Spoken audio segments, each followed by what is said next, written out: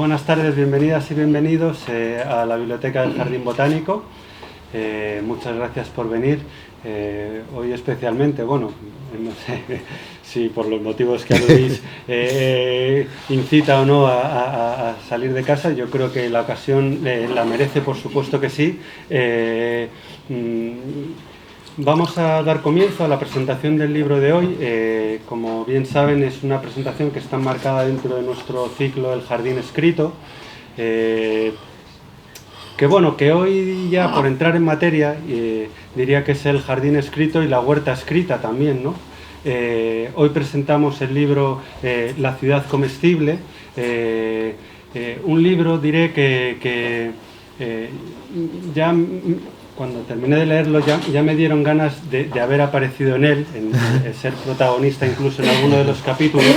Obviamente no correspondía, pero lo digo sobre todo porque creo que desde nuestro ciclo intentamos hacer algo parecido con otros medios, no realmente plantamos árboles ni cultivamos semillas ni jardines, pero sí compartimos lecturas, ¿no? Y digamos, muchas de las ideas que aparecen, ¿no? que son las ideas que mueven a las personas, ¿no? a realizar ciertas acciones y actividades, ¿no? en torno a la naturaleza, ¿no? y volver a conectar con ella, recoge muy bien lo que pretendemos, ¿no? con este ciclo, ¿no? y con la selección de libros que hacemos para ello, ¿no? Ideas como, ya lo he dicho, conectar con la naturaleza. Nosotros también a su vez decimos desconectando de la tecnología, ¿no? Ideas también como crear entornos y espacios, ¿no? donde compartir, ¿no? y de alguna manera profundizar en ese tejido comunitario, que es también de alguna forma lo que intentamos aquí precisamente con estas actividades, ¿no? Juntarnos, reunirnos, ¿no? para hablar de temas que nos interesan y nos mueven, ¿no?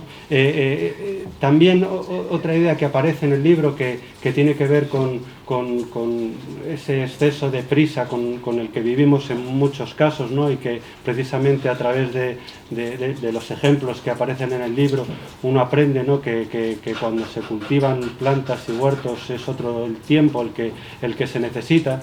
El que se necesita también para leer, ¿no? Ya lo hemos dicho en otras ocasiones, para leer con prisas no parece que conjuguen muy bien, ¿no? En fin, muchas ideas y muchas propuestas y ejemplos muy interesantes los que recoge el libro, que se disfruta verdaderamente, y que sin más voy a pasar a presentar a los autores, que tenemos la suerte de haberlos reunidos a todos hoy aquí, que no ha sido fácil porque cada uno tiene sus vidas y sus agendas y hacerlo todo posible no ha sido fácil, pero es una suerte y estamos muy contentos y les agradecemos, por supuesto, que hayan venido. Empiezo presentando a mi izquierda a Pilar Samprieto. Es periodista de radio, especializada en programas de ecología y cultura. Lleva varios programas en radio, como Vida Verde en Radio 4 y en su versión castellana de Vida Verde en Radio Exterior de España, y además emite el programa Mediterráneo en Radio 3, pues descubriendo además música y vida actual de países bañados por este mar. A su lado está Jorge Bayo, es el artista del libro, en el sentido de que es el acuarelista mismo, ¿no? Y realmente un ingrediente más fundamental, ¿no? No es el primer libro ilustrado que presentamos aquí, y al final son partes esenciales, ¿no? Que están al mismo nivel, ¿no? No son dibujos que acompañan a un libro, ¿no? Sino que dicen mucho más, ¿no? Y a continuación, y por último, Ignacio Somovilla es historiador del arte, máster en gestión cultural en Bristol. Colabora en programas de radio como Vida Verde y tiene también artículos, investigaciones sobre historia y estética del jardín, docente, conferenciante y creador del proyecto Bomarzo Garden Tours. Y ya sin más, os cedo la palabra y dando las gracias por haber venido hoy a presentar el libro. Muchas gracias a ti, Félix. Gracias también al Jardín Botánico por acogernos y a Madrid también, por todas vuestras propuestas urbanas de horticultura urbana que estos días hemos podido vivir y hemos podido visitar un poquito. Entonces os vamos a explicar un poco, tenemos unas imágenes que están pasando y para que vayáis dándoos un poco cuenta de lo que hemos ido realizando Jorge, Ignacio, Javier Herreros, que no ha podido venir. Luego veremos un vídeo suyo de 2 minutos muy corto. Él vive en Granada y, bueno, os explicaré un poco su historia. Así que veis que el libro se ha hecho en muchas partes de esta península. Estas imágenes son las fotografías que ha ido realizando Ignacio Semovilla mientras íbamos él y yo a hacer los reportajes y que luego Jorge ha trasladado a la acuarela. Las hemos puesto correlativas, imagen, fotografía, acuarela, fotografía, un poco para que también os deis cuenta de la visión del artista, que para nosotros es muy importante. Es un poco, ahora os lo explicará Jorge, ¿no? Cómo él ha trasladado su sensación, aunque sea poca o con una pequeña pincelada, de aquello que es tan grande y que hemos vivido, Ignacio y yo, en nuestros paseos a los huertos, a los jardines, a los alcorques que hemos ido descubriendo en nuestro pequeño lugar local. Es un libro que se ha hecho local, pensando en lo global, glocal, decías local. Tú, ¿no, Ignacio? Precisamente por eso, porque lo tenemos cerca de nosotras y además pasa lo mismo absolutamente en todas partes. Sí, yo, bueno, me atribuíais que el hecho de haberme inventado esa palabra, ya me hubiera gustado, pero no es mía. Yo no soy un inventor de palabras como Santiago Beruete, como que nos ha inventado Jardinosofía, Verdolatría, ¿no? Supongo que conocéis los libros. Yo me temo que no, simplemente la he recogido de algún lugar. Y viendo las fotos y viendo las imágenes creo que me dejan en muy mal lugar porque evidentemente, como decía Oscar Wilde, la naturaleza imita al arte, o era al revés, no me acuerdo cómo era. Bueno, da igual, me parece que las imágenes son muchísimo mejor que las acuarelas, son mucho mejor que las imágenes de donde pueden coger ciertos trazos, pero me parece que ese proceso de convertir realidad en arte pues ha salido ganando mucho más el arte que la realidad. Bueno, tendría que decir que estoy de acuerdo, pero vamos, no es así.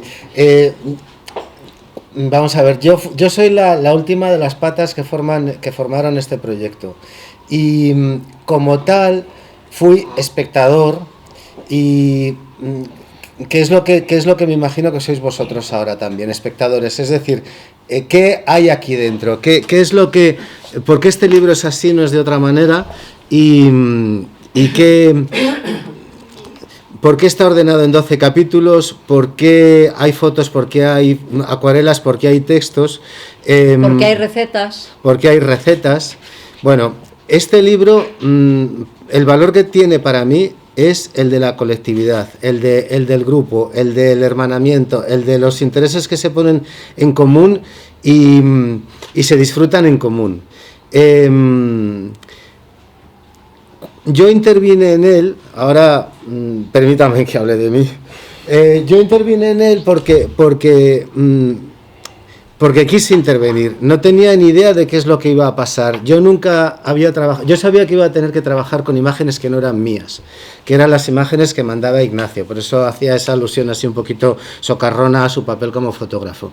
Y cuando me llegaban las imágenes, pues me sorprendían porque no sabía bien qué hacer con ellas. Y lo que hice fue lo mismo que es lo que hago cuando ellos pasean o cuando vosotros paseáis, que es poner la cabeza en blanco y dejarme llevar por impresiones. Es decir, yo, aunque tengo una cierta relación con el mundo de la naturaleza o de la agricultura por cuestiones familiares, no soy un experto. Entonces, si yo veía una imagen que me proponía Ignacio, no veía un depósito de compost, veía un color azul y si veía al lado una cosa amarilla, no veía una manguera, veía una posibilidad de hacer un trazo. Entonces, eso es exactamente, yo pienso, lo mismo que me ocurre cuando paseo por el Botánico, cosa que suelo hacer a menudo, y me planto delante de una raíz y no sé si esa raíz está... tiene muchos años o a qué planta o de qué especie pertenece. Simplemente me quedo en silencio y me dejo llevar a través de mis manos, devuelvo, en este caso al libro o en un dibujo, lo que la naturaleza me está proponiendo. Entonces, este ha sido mi papel y estoy muy contento y muy satisfecho de que haya dado otra visión que creo que es personal sobre lo que ellos estaban proponiendo, que creo que es un gran nosotros. Pero creo que en el fondo eso es la gran grandeza de la naturaleza, ¿no? Que cada uno nos aproximamos de forma diferente, donde tú, igual un jardinero ve una manguera, tú ves una especie de posibilidad de Pollock o de algo así. Absolutamente. Entonces me parece que eso es decir, cada uno venimos de contextos muy diferentes. Yo vengo de la gran historia del jardín, vengo de los viajes a jardines, por cierto aquí veo a bastantes compañeros no de fatigas, sino de todo lo contrario, de alegrías y de andanzas, y agradezco mucho su presencia aquí. Bueno, cada uno venimos de ese contexto. Pilar viene de ese mundo de la ecología, de los huertos urbanos, de esa reivindicación, que de eso trata un poco el libro, ¿no? De reivindicar de cómo no sabemos muy bien por qué, ni cómo ha pasado, nos han desvinculado de la naturaleza, que algo que parece que ahora continuamente se intenta volver, ¿no? De hecho, todos los parques, todas las avenidas de árboles, creo que son fútiles intentos de devolvernos algo que nos fue quitado no hace mucho. Me parece que todas estas cuestiones hoy en día son básicas, ¿no? Antes parece que eran patrimonio solamente de una ideología, pero creo que por fortuna ya creo que son el hecho de vivir mejor en general y con mayúsculas ya es patrimonio de todo el mundo, ¿no? El hecho de querer vivir sin contaminación, el hecho de poder comer ese tomate que sabe a tomate, esas cosas que ya son eso, muy ya casi manidas.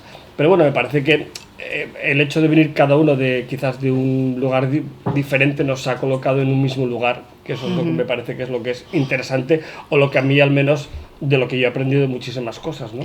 Ruralizar un poco la ciudad. A mí me gusta mucho que Jorge hable de que son historias anónimas colectivas, porque esto es así. Entonces, cuando lo hablábamos antes con Félix, decía, bueno, pero sale Nazario, ¿no? Que, no sé, conoceréis a Nazario o a algunos de vosotros, ¿no? Él fue el creador de Anarcoma, es un gran creador de cómics de la época de los 80-90, publicaba en El Víbora, en Tótem. O está Isabel Núñez, que es una grandísima escritora, era una mujer fantástica, pero ellos en este libro son personajes anónimos también, porque están hablando desde su jardín, desde su experiencia más íntima, desde su huerto. Cuando nosotros hay artistas también, hay actrices que están trabajando de forma colectiva en huertos urbanos.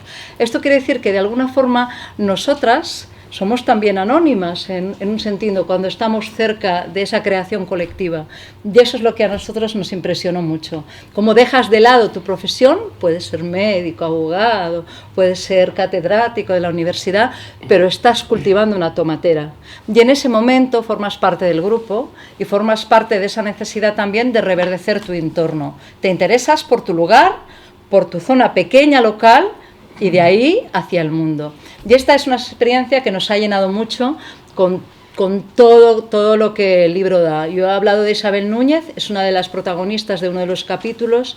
Ella es autora de La Plaza del Azufaifo, donde explica su lucha para salvar un árbol, un azufaifo, en concreto en la ciudad de Barcelona, pero aquí en Madrid tenéis muchos ejemplos como este también, ¿no? Luchó de una forma brutal ella misma junto a sus vecinas y vecinos para poder salvar ese árbol de la construcción y de la especulación. Y una cosa muy bonita que pasó es que mientras ella moría, el azufaifo reverdecía y seguía viviendo. Y allí ahora cada año se junta su familia, se junta Guille, se junta Vanessa, se juntan los suyos a leer bajo el azufaifo que sigue vivo. Se reían de ella en los plenos del ayuntamiento, diciendo, ya está esa del árbol. porque se nos ha ninguneado cuando hablamos de plantas, cuando hablamos de árboles, cuando hablamos de abejas o cuando hablamos de arrendajos. Parece que seamos, no sé, yo mismo como periodista algunas veces me he encontrado, tú eres la que hablas de pájaros. Bueno, quizás es más importante a veces hablar de pájaros que de otras cosas, ¿no? Bueno, pues un poco para reivindicar el lugar que le pertenece a la naturaleza de la que formamos parte, este libro también es como una pequeña semilla. Que esperemos que prenda mucho, la verdad. Bueno, explica un poco, Ignacio, sí, cómo comenzó todo, si quieres, o explica cómo está distribuido. Sí, el libro se divide en 12 capítulos, cada capítulo corresponde a un mes y cada mes corresponde a un programa de radio. De hecho, este es el segundo libro. El origen es otro que se llama El Jardín Escondido. Y es un poco, la división es un poco parecida, solamente que en El Jardín Escondido, tratábamos más el concepto del jardín, pero el jardín era también un concepto expandido, había jardines tradicionales, pero luego había los parajardines, ¿no? Que realmente son los que más nos interesan. Bueno, nos parecían que eran... Estaba el de la... Me chifló el del señor el vigilante de obras, que tenía su caseta, sí, convertida en un auténtico parque. Bueno, sí, era muy especial ese capítulo, sí, del Jardín Escondido, porque eran unos vigilantes, personas muy sencillas, podéis imaginar. Nos acercamos, Ignacio y yo, a hablar con ellos pensando que te explicará, ¿no?, de las plantas. Y cuando llegamos a la caseta de obras, fijaros, una caseta de obras, un contenedor, sí, creado de vigilancia para la caseta de obras, y tenía todas las plantas colgadas, y entonces le puse el micro delante y le dije, bueno, pero tu relación con las plantas, y entonces él empezó a abrirse y empezó a explicar, yo quiero mucho a esta menta porque ella me da la vida, porque la riego, porque sé que cuando la necesito cojo un trozo, me siento resfriado, bebo de ella. Eran unas palabras, era un poeta en realidad, y este hombre se dedicaba a cuidar. Bueno, cuando Pilar decía sencilla, que decir rudo, vamos. Bueno, sencillo en el sentido de... Que decir, eran seguretas rumanos, me parece, llenos de tatuajes, que eran gente que te daría un poco de miedo en principio, ¿no? Y ellos en sus dos contenedores que estaban ahí 24 horas vigilando unas obras, pero habían creado un mundo muy kitsch. Tenía hasta que tenía un cocodrilo disecado, era realmente un sitio, un águila por ahí también medio que volaba, contaba que disparaban a las ratas del solar, ya lo dices tú. Pero detrás de, una vez que pasabas la inicial reticencia, tenían ahí un jardín montado que era increíble, lleno de plantas, de cerámica por todos los lados, y ahí nos invitaron a disparar a las ratas, cosa que rechazamos, porque no tenemos buena puntería, básicamente, yo creo.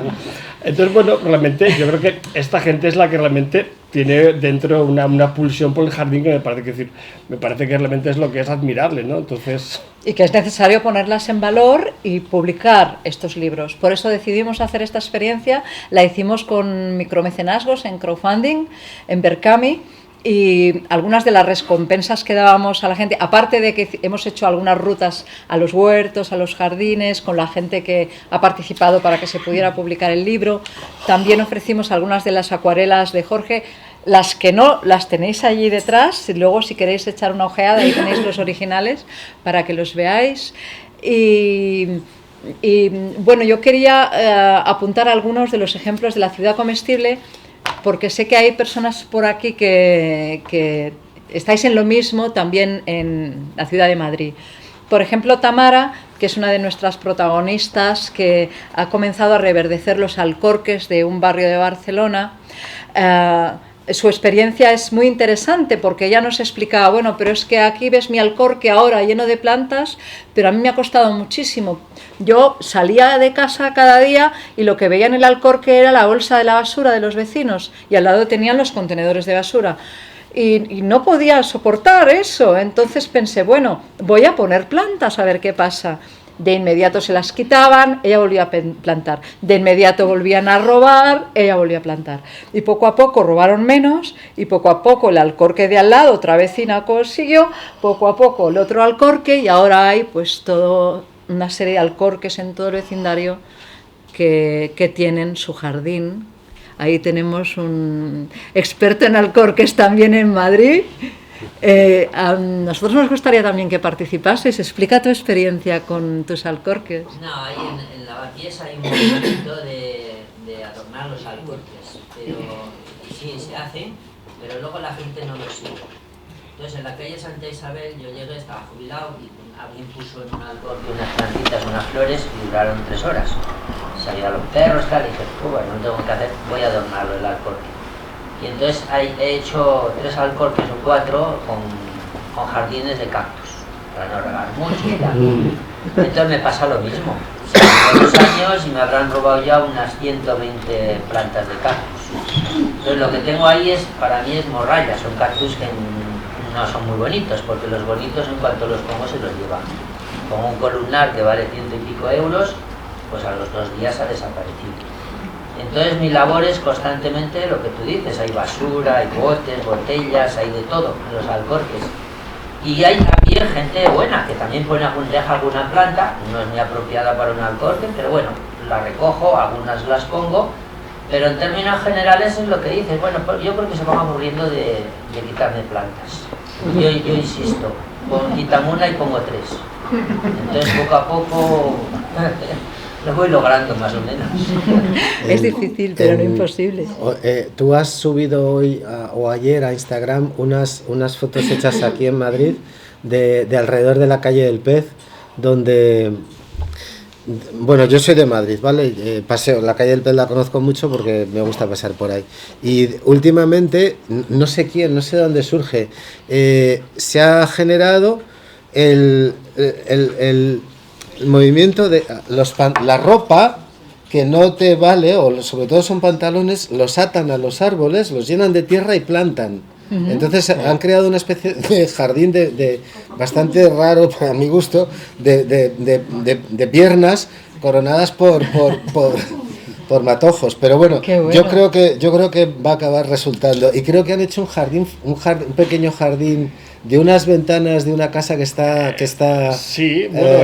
vacía, han hecho un jardín vertical. Hay un señor que va a regarlas. Yo es que justamente hice un vídeo cuando estaba un señor, llegó con un carrito, entonces bueno, empezó a regar con el sistema ese de un palito y una especie de cacharro de plástico porque no llegaba. Entonces creo que son en zapatos, están colgados de unas ventanas de un bajo. Sí. Entonces tiene como la esquina y ahora están llenos de pensamiento. Entonces bueno, pues no sé muy bien cómo se organiza, si él es solo o alguien más. Luego hay pantalones, como dices, y luego en estos pivotes que hacen un poco para que te rompas la pierna, básicamente. Sí, los volardos. Sí. Los volardos, pues le han hecho como una especie de macetita y ahora ahí hay césped, hierba. Entonces entonces genera ahí un jardín muy curioso, muy... Yo creo que todo lo que esto está explicando, da no sé si rollo. vosotras estaréis de acuerdo en eso, es que las ciudades han sido construidas de espaldas a la gente que las habitamos. Y a veces parece que los urbanistas miran hacia otro lado, ¿no? La plaza, ¿no? ¿Cómo es la plaza? La plaza es dura en la ciudad, sí. Pero por eso, por ejemplo, la gente de esta es una plaza, dice, no, es que la plaza tendría que ser de otra forma, la plaza tendría que tener sus árboles, sus plantas, tendría que tener su huerto también, los niños tendrían, como pasa en estos huertos urbanos, que jugar con las lianas colgadas de los árboles y con los columpios y con lo que te da la naturaleza. En esos ingenios, con mucho respeto a los ingenios, pues ingenios plásticos y tal, y ¿qué te aporta esto a ti? Por eso también en muchos lugares de los que reflejamos en este libro y que luego hemos ido conociendo, podríamos hacer otro y otro, se reivindican y se reclaman los jardines diferentes, los parques para los niños mucho más naturalizados, en el que exista un arroyo, en el que ellos puedan jugar con las piedras, en el que se puedan colgar al árbol, en el que puedan saltar, en el que... Sí, en el que se manchen y todo. Exactamente. Y yo creo que todas estas experiencias les estamos diciendo, queremos que la ciudad sea de esta forma, queremos que las calles tengan esta manera de vida, queremos que exista más la biodiversidad en todos lados, aunque sea poniendo la tierra en unos pantalones. Sí, estoy de acuerdo. Sí. ¿No? Bueno, hay unos personajes que son muy importantes en el libro, que son los árboles. ¿Tú te atreves a explicar, Ignacio, por qué? No, mejor lo explicas tú porque te lo conoces mejor. Bueno, porque son cada capítulo... sí que me atrevería, pero creo que ella lo bueno, no, pero explícalo tú, explícalo. No, que tú lo vas a ver, están los naranjos, para empezar. Sí. Luego está la azufaifo, ahí están las encinas. Las encinas de Jordi Vigas, que son... Eso sí que es un ejemplo. Las encinas de Jordi Vigas... Jordi Vigas es el primo de Vigas Luna, el director de cine, cuando murió Vigas Luna, en la familia de los Vigas Luna hay una tradición muy peculiar, es la de identificar a la persona con un árbol. Entonces la familia de los padres de Vigas Luna eran palmeras, bueno, no quiero equivocarme. Pero entonces lo que hizo Jordi Vigas para honrar a su primo, además de pedir que una encina urbana llevara su nombre, que es esta encina que está en la Plaza Villa de Madrid de Barcelona, pues lo que hizo fue recoger las bellotas de las encinas para poder replantar muchísimo más en la ciudad, encinas por todas partes. Crecieron muchísimas, miles. Para él, las bellotas son el gran capital, sí, y no lo que se conoce como gran capital, porque nos dan realmente la riqueza. ¿Cuál es la verdadera riqueza sino esta, no? Y él reivindicaba hacer la siesta bajo la encina urbana. A ver, la gente de campo tiene derecho a hacerse la siesta un poquito en un árbol, en una encina, ¿y por qué nosotros los de ciudad no? Y entonces él se ponía en la encina de la Plaza Villa de Madrid a hacer la siesta y a recoger las bellotas que luego se repartieron. Los mecenas de su proyecto yo tengo una encina que ya está crecidita en mi huerto en honor a Jordi Vigas y a Vigas Luna. Este es uno de los ejemplos que recoge este libro de los árboles, como muchos otros árboles que están aquí presentes. Pero lo más importante son las recetas. Las recetas, en este sentido, y esa necesidad que tenemos de lo que os explicábamos, ¿no? ¿Por qué hemos hecho este libro en la ciudad y por qué solo en una ciudad? No importa el nombre de la ciudad, lo que importa es el recorrido pequeño, cercano a lo nuestro. Poder recolectar de aquello que nosotros creamos es otra de las esencias rurales que hemos perdido y queremos recuperarlas. Por eso, cada capítulo tiene una receta que se hace con ese elemento o esa planta o ese árbol que es el protagonista del capítulo. Y aquí nacen cremas para la piel, ungüentos, bebidas, nacen galletas, mermeladas. ¿Verdad? Las galletas. Las galletas de azufaifa que hice para vosotros el día de la presentación del libro en uno de los jardines, que es el Jardín del Silencio, que también está en este libro. Y ya podréis imaginar que se llama Jardín del Silencio porque está rodeado de ruido urbano y de coches. Y entonces ahí lo que hace la gente es, como explica Jorge cuando pinta, ¿no? Sí, buscar el silencio. Buscar el silencio. Pues el silencio, que también es un sonido magistral que nos da la naturaleza. Hay grupos de padres y madres que llegan a ese jardín para que los niños jueguen por las mañanas, sobre todo los más pequeñitos. Y entonces pues ves a los niños jugando en el jardín, recogiendo las flores, las capuchinas. Este es el árbol de Isabel Núñez. Este es el azufaifo. Voy pasando un poco. Este es el azufaifo. Ha quedado muy corto, como veis, con el nuevo equipamiento urbano municipal, pero como mínimo sobrevive. Y este es el sobrino de Isabel, que fotografió y luego Ignacio y que luego hizo Jorge. Y estos son los caquis de un jardín pequeño que hacen algo que también nos gusta mucho, que es repartir. ¿Sabéis que antes era fácil cuando tú hacías la cosecha? Pues repartías entre los vecinos porque te sobraba mucho. Pues ella hace lo mismo. ¡Hala! Sigue explicándolo tú, Ignacio. Bueno, ella es alemana y ella es la concertista de la ópera. Es la primera chelista de la Orquesta del Liceo de Barcelona. Y es una mujer... Lo que también me parece que es fundamental resaltar es que detrás de cada episodio, cada historia, hay un personaje fascinante, ¿no? Aquí siempre hay personajes muy poderosos, todos son poderosos de una forma u otra, y ella es muy poderosa, y eso, pues es una mujer que, bueno, que supongo que toca la viola maravillosamente, nunca la he escuchado. Y bueno, tiene ese acto de comunidad, ¿no? Porque tiene una casa realmente única en el centro de Barcelona, una casa con jardín, con un estanque, un jardín muy grande, no es muy habitual, podéis imaginaros el entramado urbano de Madrid o de una ciudad muy grande. Y entonces ella abre su jardín, invita a los vecinos, reparte los caquis porque yo no pensé que un caqui daba tantos caquis. Es increíble, ¿no? Entonces, bueno, entonces llevan todos los vecinos, llevan cajas de caquis. Bueno, es un poco, yo creo que llevarte los caquis es lo de menos, es que te abra alguien su casa, que tenga la suerte de tener esa casa, pero que no sea, que no ponga lo de no pasar, propiedad privada, hay perros peligrosos, no, pues bueno, pues abre su puerta y vienen la gente, no sé, vecinos y no vecinos, ¿no? Entonces, es un poco ese hecho de abrir y de compartir y de no cerrarnos. Si comentábamos que el ejemplo o el caso de los naranjos amargos era lo más importante era el hecho de compartir y de conocerse, bueno, pues pasa también un poco con el caso de los caquis y como casi todos. Y luego también todos estos ejemplos o jardines frágiles, muchos de ellos son efímeros. Lo mismo pasó con el jardín escondido, entonces nos parecía que era muy importante fijar, al menos de una forma escrita en este caso, o antes con el programa de radio, porque muchos van a desaparecer, pero bueno, no por nada, sino porque quizás sea su propia naturaleza, con lo cual nos parecía que era realmente fundamental hablar de ellos, explicarlos y bueno, si algún día desaparecen, bueno, pues al menos que quede constancia de su paso por la tierra. Bueno, es que algunos de ellos ya han variado y las historias, cada una de ellas, pues podrías hacer un libro. En el capítulo de enero, febrero fuimos a La Ponderosa. La Ponderosa, este es enero, luego ahora veréis un poco de La Ponderosa, aunque La Ponderosa es uno de los huertos urbanos más grandes que hay en la ciudad de Barcelona. Es un huerto no calificado como huerto urbano, es un huerto en el que está a la salida de la ciudad por el norte. Y entonces en ese huerto, durante mucho tiempo, Juan Ortuño cultivó el huerto. Los vecinos y las vecinas del barrio de Vallbona, que significan edificios enormes, altísimos, un barrio muy obrero, bajaban con el carro de la compra a comprarle la verdura al huerto a Juan Ortuño.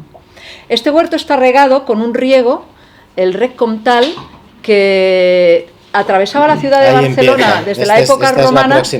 Es aquí, ¿veis el huerto un poco, ¿no? Sí. Entre la autopista. Es un huerto que está entre las autopistas, el AVE, una gasolinera. Ese es el Rec Comtal.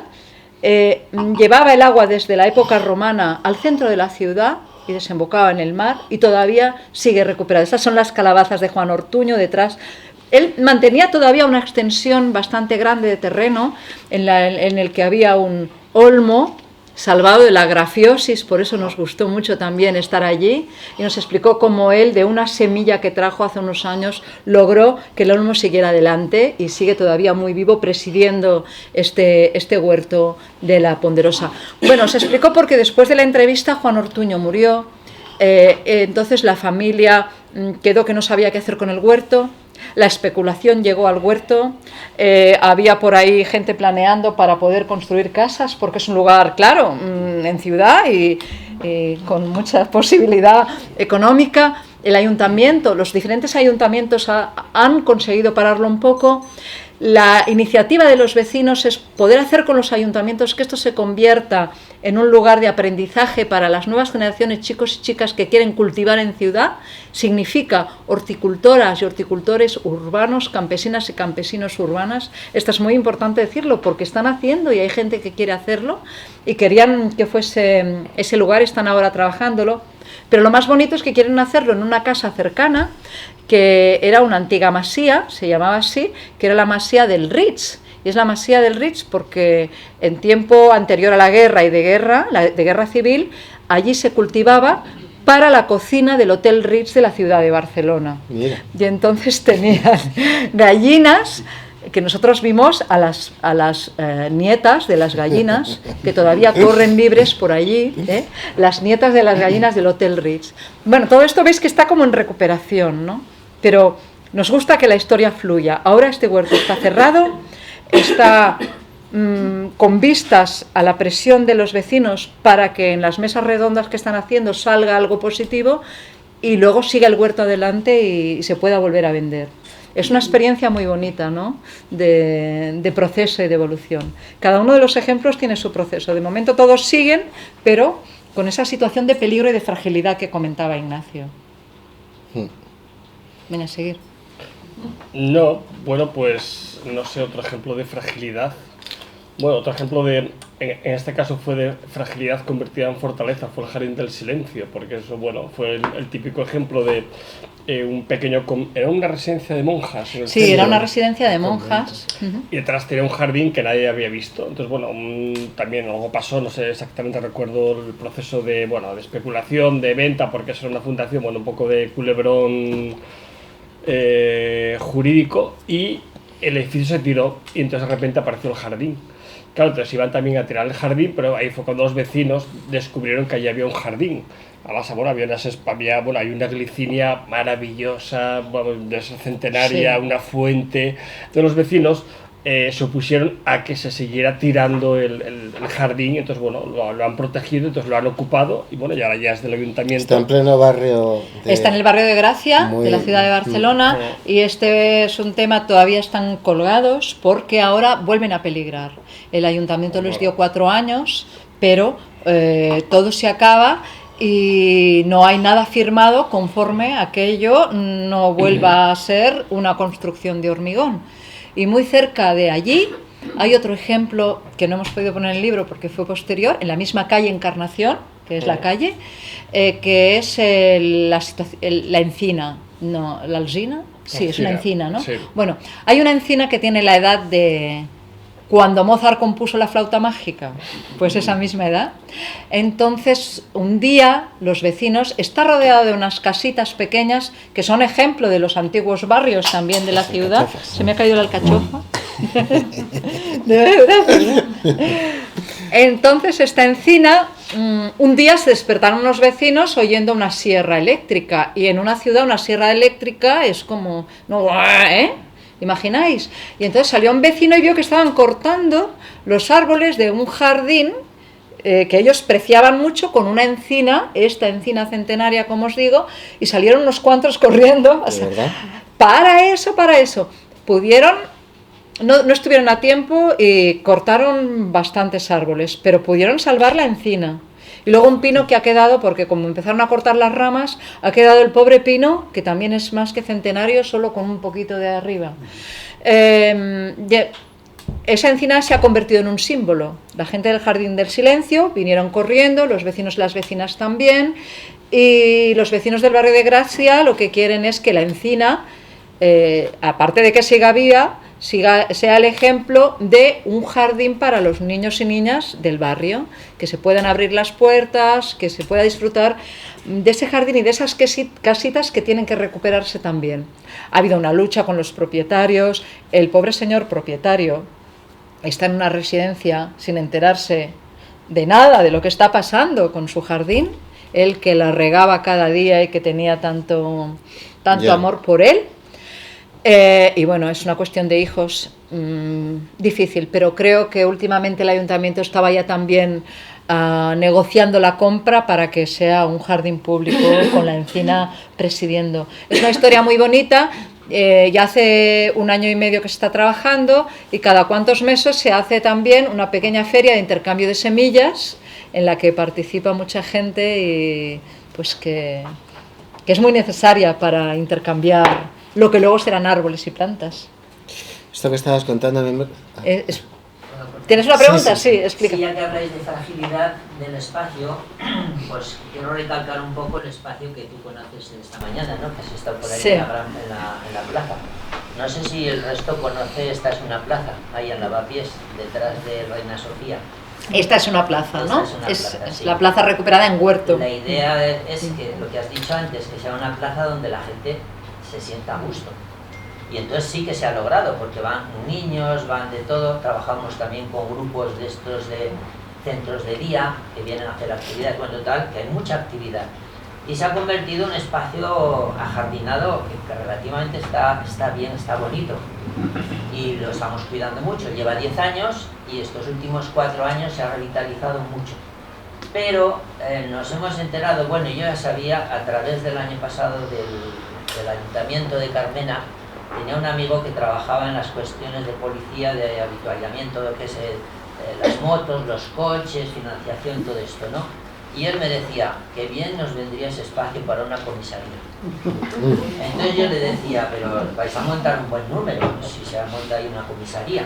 bueno, ya como Carmena pues era favorable a estos movimientos, nos concedieron 4 años más, se hicieron los proyectos, se presentaron, porque hubo varias gente que también intervinieron un poco para qué querían ese espacio, pero ahí no se puede especular, ni se puede vender, ni bar, ni nada, ni fumar, ni nada, ¿no? Entonces se retiraron todos y nuestro proyecto pues siguió. Nos dieron 4 años más, pero ahora, el otro día, estaba yo trabajando en la plaza, aparecen 2 policías por la puerta, con unas motos, y le digo, ¿qué queréis trabajar? Tengo picos y palas. Dice, no, venimos a ver nuestro futuro espacio. Entonces, son rumores, pero cuando hay rumores es que hay algo detrás. Entonces parece ser que este ayuntamiento quiere montar una comisaría ahí en ese espacio. Entonces un espacio que ha costado mucho hacerlo, que tiene muchos árboles, os invito a que vayáis a verlo, muchos árboles, mucha vegetación, es un espacio muy bonito. ¿Está en la calle Doctor Fourquet? Sí, okay. Sí, tiene mucha actividad social, mucha. A las tardes no se puede ir porque está lleno de niños y padres, y los domingos igual. Pero no sé cuál será el futuro, o sea que fragilidad bastante. Sí, de fragilidad. Es una pena que esto pase porque existiendo tantos edificios vacíos como hay en las ciudades, Es el único que luego se tenga que construir uno nuevo en un lugar donde se puede recuperar y liberar. Sí. Es el único oasis que hay, pero más que el oasis es la actividad social que tiene.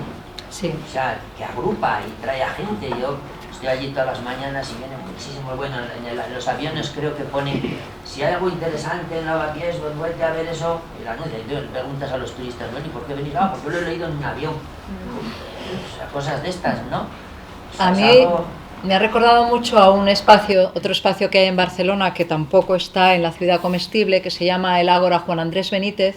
¿Tú la recuerdas, Ignacio? Sí.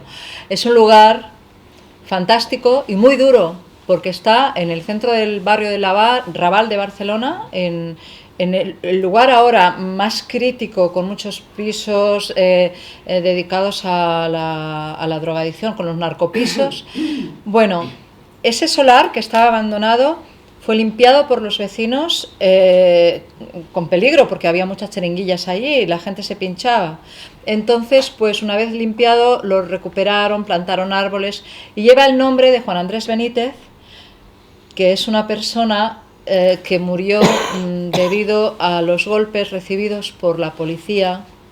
Después de una bronca que hubo, él sacaba al perro a pasear y tuvo una bronca, se puso nervioso. Alguien pensó, bueno, una desgracia y bueno, pues una porra mal dada, pero los vecinos han querido recuperar su nombre y allí ahora se hace algo muy bonito, que aparte de recoger a las personas que llegan, es un lugar de refugio para las personas que vienen de otros países mientras están con los papeles para poder trabajar en la ciudad. Allí tienen un lugar para descansar, bajar el tempo, asearse, ir al baño, pensar en cómo están gestionando los papeles, saber dónde tienen que ir y luego volver otra vez a buscar su vida. A mí esa ágora, ese lugar, me ha recordado mucho a Esta es una plaza, porque es muy similar, más pequeña. Pero es algo que une un poco la naturaleza, esa sensación de cuando entras en un lugar así bajas el tempo, ¿no? Y dices, bueno, la vida no es tan dura como parece, bajo, estoy un poco mejor porque estoy rodeada de estos otros seres que son los árboles, las plantas, los pájaros que llegan, las abejas que ves. Es que es muy necesario. Y las personas que lo cuidan. Es que son las personas las que hacen eso posible y son las personas que tienen interés por eso, las que tienen que juntarse y hacerse fuertes para expandir. Pero hay a la vez otra idea contra, porque salió hace unos meses en el País un artículo de una investigadora que iba haciendo todo esto por las ciudades, Berlín, París, etcétera, que allí hay muchos movimientos. En Berlín, por ejemplo, el ayuntamiento compra espacios y los cede a los vecinos para que hagan este tipo de actividades, huertos, etcétera. En París no sé, pero en Berlín sí que lo hacen. Entonces esta señora fue investigando por varias ciudades y me llamó la atención que ella llegó a la conclusión de en las ciudades en donde hay estos espacios, la especulación inmobiliaria es mayor, es decir, los alquileres suben. Y puso el ejemplo de Lavapiés. Y yo digo, en Lavapiés, que yo sepa, no hay otro espacio que el nuestro. Y qué casualidad que a los 2 días o así vino una señora y estuvo hablando con nosotros y dice, no, es que yo quiero comprar un piso aquí porque hay un espacio urbano, oye, perdón, hay un espacio ajardinado y me interesa este espacio. Por eso, porque está aquí. Entonces, ¿sabes? Y yo dije, pues esto es lo que explicaba la investigadora, que los precios de los alquileres de los pisos suben. Pero yo creo que aquí con la gentrificación y las superislas, ¿no?, que tenemos allí en la ciudad de Barcelona, lo hemos meditado un poco. No tanto en huertos y en zonas recuperadas por el vecindario, como en esa, otra vez, urbanización verde que pueda hacer una municipalidad. Si no es el vecino o la vecina el que cuida la planta que está en la calle o el alcorque, si no lo es, si es parques y jardines del ayuntamiento, entonces sí, porque claro, crece la calidad de vida de ese lugar. Pero en lugares en los que hay huertos urbanos y jardines cultivados por los vecinos, no lo es tanto. O al menos esto es nuestra experiencia allí. Un poco es que si realmente son los vecinos, lo que decía Jorge, ¿no?, la colectividad, la que se hace cargo de la calle, la cosa es diferente. Sí. No, pero ella lo enfocaba por el movimiento de recuperación de espacios. O sea, no lo enfocaba de jardines municipales, sino de recuperación. O sea, tipo, puede ser el de Esta es una plaza u otros, ¿no? Ella lo enfocaba por ahí. ¿Y tú crees que esto...? No sé, ella fue lo que... Es un debate, todavía muy abierto, Fue lo que en el artículo explicó. A mí me quedó un poco... Bueno, yo creo que hay una perversión, bueno, actual, que es cualquier mejora que se realice en la ciudad implica un encarecimiento proporcional de cualquier cosa que rodea esa mejora, ¿no? Con lo cual ahora ya nadie quiere que te hagan peatonal la calle, sobre todo si estás de alquiler, porque eso implica, vamos, bueno, supongo que en Madrid pasa lo mismo, ¿no? O cualquier mejora de poner árboles o hacer jardines, bueno, creo que eso está demostradísimo, con lo cual ahora los ayuntamientos tienen ese dilema de qué hace, ¿no? O mejora o arregla. Pues eso pasó en Barcelona con el mercado de Sant Antoni, sí, una gran zona que se rehabilitó, un mercado que además nos ha costado a todos muchísimo tiempo y dinero, y ya, no automáticamente, ya antes de que acabara la rehabilitación, ya toda esa zona se había gentrificado y había subido todo, con lo cual, vamos, todo esto al final, cuando en los años 70 los community gardens de Nueva York empiezan a establecer esta fórmula, bueno, que no es nueva entre nosotros, sino que ya tiene muchísimos años, bueno, claro, tú realmente lo que haces, en lugar de tener un solar lleno de ratas, tienes un solar lleno con un jardín, evidentemente has mejorado la zona, con lo cual, bueno, como hay todo este problema de la escasez de la vivienda, de los precios que no hay quien los controle, bueno, pues me imagino que lo que hace el libre mercado es que, bueno, pues si me has mejorado la zona, pues voy a subir el precio de eso que lo rodea. O sea que yo creo que eso me parece muy lógico. Es decir, lógico dentro de esta lógica, ¿eh? O sea que... A mí me con parece... lo cual yo creo que tienes que quitar el jardín. No nos lo van a quitar, o sea que... ¿Vosotras conocéis una experiencia que se hace aquí en Madrid, que hacen un grupo de floristas que sí, dejan un ramo de flores en un lugar? ¿Os habéis encontrado alguna vez con ello? Yo no. Qué pena, pero es que funcionan. ¿Cómo se llama? ¿El Flower Ahora Power o...? ¿Cómo se llaman? Sí, es un grupo que... Sí. Flower Power o algo así. Y bueno, lo están haciendo en los barrios un poco más duros y difíciles de Madrid, y dejan ramos de flores, y te dejan una nota. Disfruta de tu día, es para ti. Y tú lo coges y te lo llevas a casa. O por ejemplo... ¿En serio, Jorge? ¿Cómo se llama? Ahora, mientras habláis, lo voy a buscar. Es un movimiento, sí. También está muy relacionado con las guerrilla gardenings, que era también ese grupo terrorista, entre comillas, que lo que hacían era lanzaban bombas de semillas en solares vacíos para que, bueno, eso prendiera y salieran plantas. Bueno, es una forma también divertida de aproximarse al hecho de lo verde dentro de la ciudad, ¿no? Y las Flower Power, que parece que es como se llama este grupo de Madrid, también te decoran las marquesinas con flores, entonces te lo ponen todo como muy, muy bonito, ¿no? Un poco reivindicando esa especie de amabilidad a través de las flores dentro de la ciudad. ¿Estaría listo el vídeo de Javier? Sí, y ya podemos, ya ha pasado el tiempo, o sea que... Sí, os vamos a hablar, bueno, buscar el nombre, porque es muy interesante. Os hablamos un poco de Javier. de Javier Herreros. Y así veis su vídeo. Javier Herreros es permacultor, vive en Granada. Hasta hace muy poco tenía una finca que se llama Azaroa, una finca donde practicaba la permacultura. Es un horticultor, conoce las plantas medicinales sobre todo a la perfección, pero sobre todo es una persona con una sensibilidad espectacular. Él es el autor de las recetas que tenéis en el libro. Yo he hecho bastantes de ellas, no soy una gran... y me han salido todas, porque claro, no solo recetas para comer, sino algunas son para la piel, otras sí se comen, las galletas de azufaifa, bueno, cantidad de ellas. Aceite también, vino, ¿por qué no? En casa, hidrolato también, y además de forma muy casera lo puedes hacer. Javier Herreros ahora está pasando por un mal momento porque ha tenido que cerrar la finca Azaroa. Feliz para el lugar porque van a seguir los árboles ahí, la biodiversidad que él ha plantado, pero no ha podido seguir adelante y ha tenido que cerrarse en la ciudad de Granada, pero él dice que la ciudad comestible va con él y la finca Azaroa también va con él. Entonces nosotros, no está aquí, pero nos ha grabado un vídeo en un parque de Granada.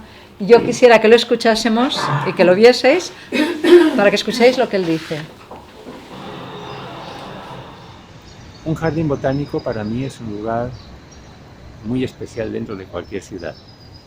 En él puedo disfrutar del transcurrir de las estaciones y sentirlas no solamente en el paisaje, sino en mi propio cuerpo. Puedo amortiguar los ruidos que vienen de fuera como los que vienen de dentro y sentir como el peso de mis preocupaciones es tragado por la tierra. Si lugares como este son importantes, no lo son menos. Esos rincones de cualquier calle, en una ciudad, con unas macetas, con unos pequeños jardines, esas plazas arboladas de nuestros barrios, esos solares abandonados que son recuperados por las manos de personas que siembran calor, color, cultura, salud, que establecen lazos de cohesión entre la comunidad y entre las personas y la naturaleza de la ciudad. En la ciudad comestible se muestran muchas de estas experiencias donde naranjas, olmos blancos, ciruelos, encinas, abejas urbanas, tilos, guayabas, árboles botella, jardines en alcorques, azufaifos, caquis, encinas, álamos, nos ofrecen su particular alquimia para que podamos disfrutar de ella con su presencia y con su medicina. Pero estos protagonistas no están solos, están acompañados de las manos y voluntades de muchas personas que transforman los lugares, transformándose a ellas mismas, y que nos recuerdan que en estos tiempos donde la ilusión puede ser un lujo permitido solamente para unos pocos, no nos tenemos que rendir, que el cambio es posible.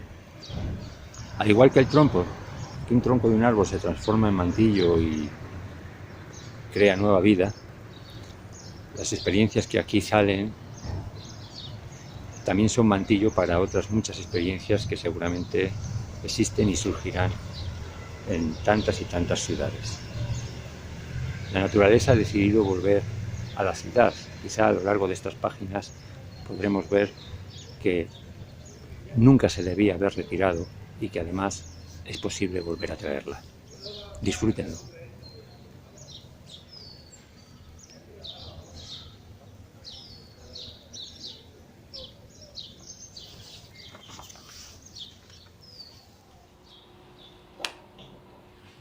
Ya está. Muy bien, ¿no?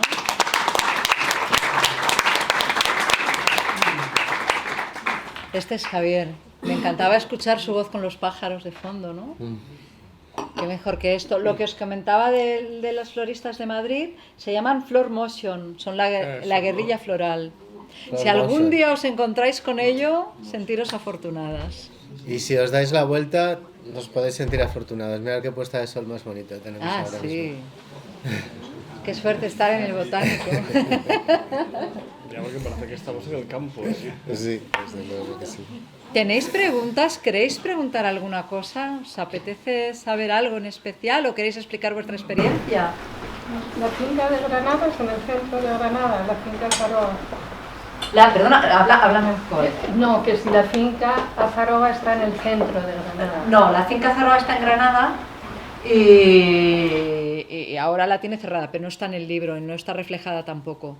Él era oyente de mis programas y a través de la conexión, yo un día hice un llamamiento por internet y dije, tenemos que reverdecer como sea las ciudades, y él me contestó y dijo, yo estoy por ello y quiero ayudarte. Y entonces a partir de aquí era el momento en que empezábamos a hacer el libro con Ignacio y le dije, oye, vamos a hacer un libro y yo quiero aportar. Y entonces él aportó en el primer libro también con su sabiduría de permacultura, con los ejemplos para mejorar cada uno de los espacios, era en el jardín escondido, y esta vez decidimos que haría recetas. ¿Qué es permacultura? ¿Permacultura? Sí. Bueno, no te lo voy a saber explicar muy bien porque yo no soy muy especialista, pero la permacultura es un concepto nuevo que demuestra cómo en realidad nuestra vida humana y con los otros seres es un círculo. Y lo hace así con la agricultura. Significa que en este círculo estamos. Aquello que sale de la tierra vuelve otra vez a la tierra. Plantamos con la semilla que luego crecerá, que comeremos, que luego volverá otra vez. Y en ese círculo está todo lo que nos rodea. La visión de la luna, las etapas lunares, cuándo debemos plantar y cómo influye el lugar en el que estás, los rayos del sol, el agua. Los animales que llegan a tu huerto, las gallinas que no tan solo picotean, sino que con sus deposiciones fermentan la tierra y le dan más alimento. Eso es la permacultura.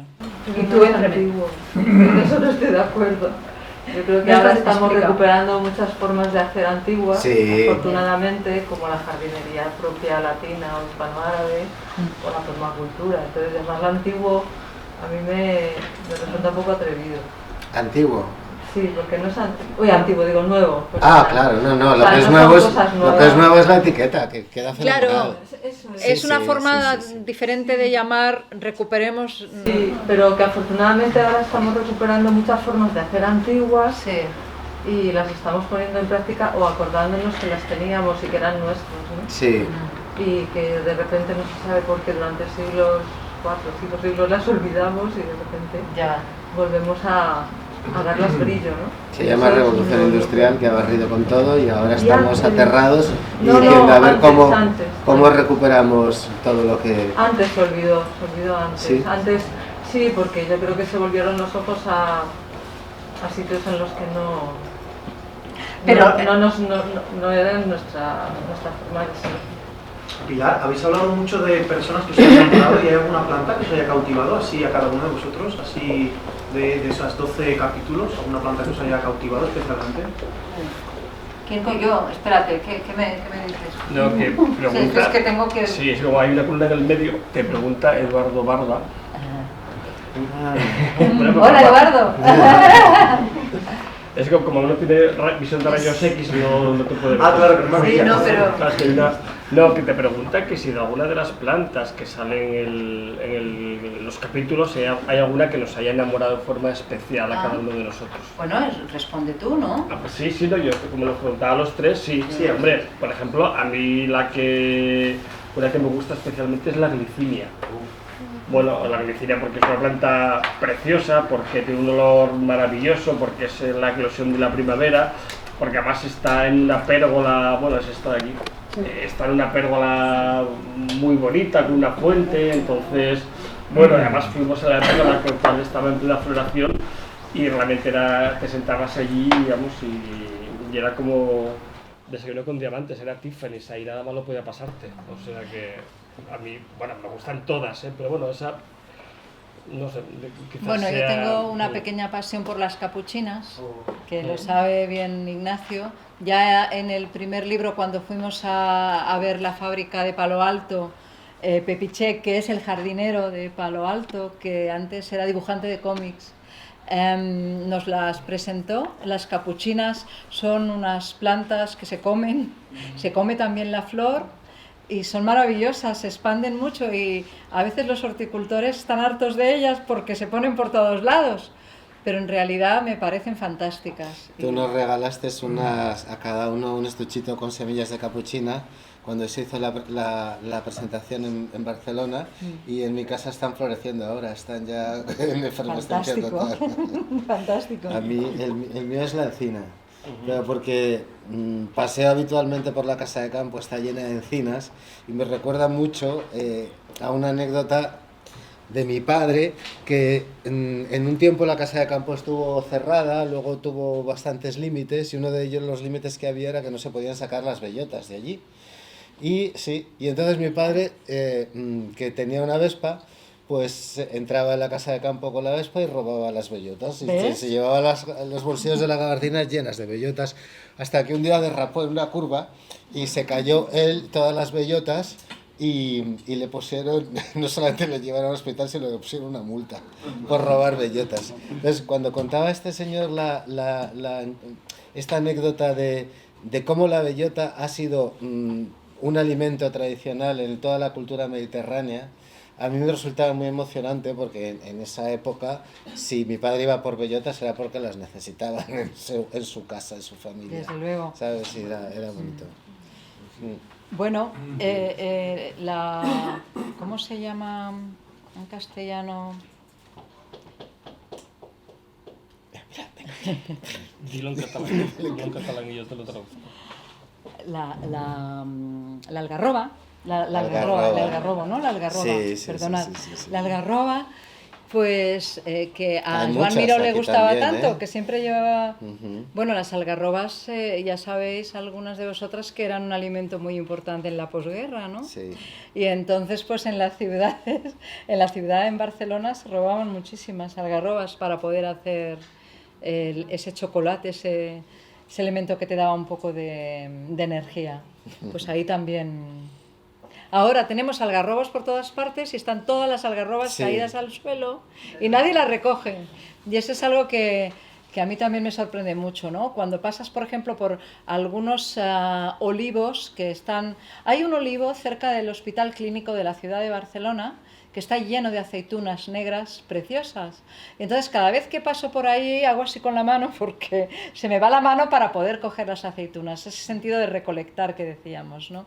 Y últimamente ahí también ampliaban el mercado, querían hacer otra vez la estación de los bomberos, y yo pasaba cada día y pensaba, por favor, el olivo no, que no se lo carguen, y no se lo han cargado, pero ahora está muy entre muros y así. Cuando las aceitunas están vivas, si alguna vez vais por ahí, pues saludad al olivo que saca las aceitunas del muro, ¿no?, hacia la calle. Eso es muy bonito. Sí. Pues hay una historia, ya aquí cerca de la casa nuestra, en la colonia, que está ligada también a Santiago Castroviejo, que es una parra monumental que de pronto decidió salir por el otro lado de la casa con otro brote, y Santiago dice, eso tiene que ser una raíz. ¿Qué hago? Digo, pero Santiago tiene que pasar por debajo de la casa. Dice, bueno, es que las parras son... Y efectivamente, al cabo de un tiempo vino otra vez Santiago y digo, mira, son de las pepitas de las uvas. Dice, pero si eso es casi imposible. Digo, pues mira, en esta maceta ha salido una parra que no tiene nada que ver con las demás. Dice, debe ser una parra muy salvaje. Digo, pues sí, la plantó la abuela de mi mujer hace cerca de 100 años. Las cosas evolucionan. Bueno, la verdad es que como cuando te explicaba eso de Juan Ortuño, del horticultor, ¿no?, que se trajo unas semillas de olmo y ahora hay un olmo impresionante en medio del huerto, a veces parece mentira que por unas semillas, ¿no?, crezcan esos seres tan inmensos. Hay que tener mano verde para hacerlo posible. Pues sí. Muy bien, no sé si alguien quiere intervenir más, ¿no? Pues... Yo propongo una cosa, antes de cerrar, se lo propongo al Jardín Botánico. Creo que deberíais abrir un buzón donde anécdotas o experiencias como las que están saliendo aquí sean recogidas y en un futuro hacer una tercera edición de La Ciudad Comestible, pero local. Local madrileña.